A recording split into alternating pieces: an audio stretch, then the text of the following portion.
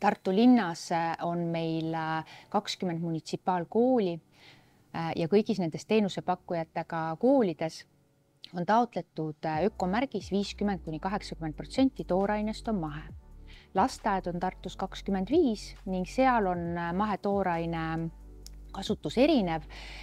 Seal on taotletud ökomärgis osaliselt samas vahemikus 50–80% toorainest on mahe ja osaliselt siis see väiksem vahemik 20–50% toorainest on mahe. Tartu linn viib läbi riigihankeid toitlustusteenuse osutajate leidmiseks haridusasutustes. Me seame teenusepakkujatele ette kvaliteedikriteeriumid, sealhulgas mahetooraine kasutamise nõude ning hinda me ka ei küsi, et ka hinna anname ette. Tartus me soovime koostöös lähedal olevate linnade ja valdadega eelkõige leida võimalust, kuidas riigihangete raames eelistada ka kohalikku toorainet. Praegune riigihangete seadus ei võimalda ühtegi piirkonda eelistada. Siin on kindlasti vaja ka riigipoolset toetust, et lisaks mahetoorainele me soovime ka väärtustada kohaliku tooraine kasutamist ning sealjuures ka siis toetada mahetootjaid.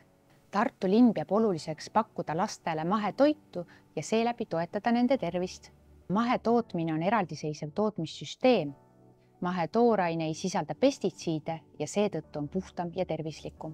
Mitmed uuringud näitavad mahetooraine kasulikkust tavatooraine ees. Tartu linna koolides ja lasteaedades valdavalt kasutatakse piimatooteid mahedana, veiseliha, veisehakliha, on ka teraviljatooted, pastatooted ja pudruhelbed, lisaks varieeruvalt ka köögi- ja puuvili. Aga kuna nende kättesaadavus on Eestis raske ka tavatooraine puhul, siis siin arvestatakse väga palju hooajalisusega. Kui ma olen osalenud hoolekogude koosolekutel nii koolides kui lasteaedades, siis teatud määral olen ma ka ise rääkinud mahetooraine kasulikkusest ning miks me seda tahame eelistada ja miks seda peakski eelistama.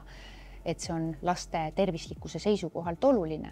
Et kui me mõtleme selle peale, et lapsed käivad lasteaias 4-5 aastat järjest, nad söövad seal 3 toidukorda päevas, siis me tegelikult kõik mõistame, kui oluline mõju on toidul lapse tervisele ja arengule.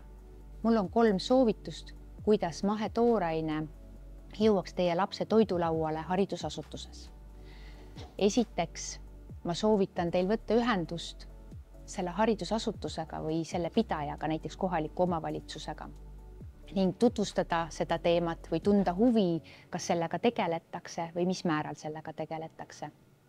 Teiseks soovituseks on see, et ka ise teiste lapsevanematega sellel teemal rääkida ning tutvustada mahetooraine kasulikkust ning kolmandaks võib vabalt kutsuda ka haridusasutusse hoolekogu koosolekutele esinema mõne inimese, kes sellel alal on pädev ning suudab nendel teemadel lapsevanemate teadlikkust tõsta.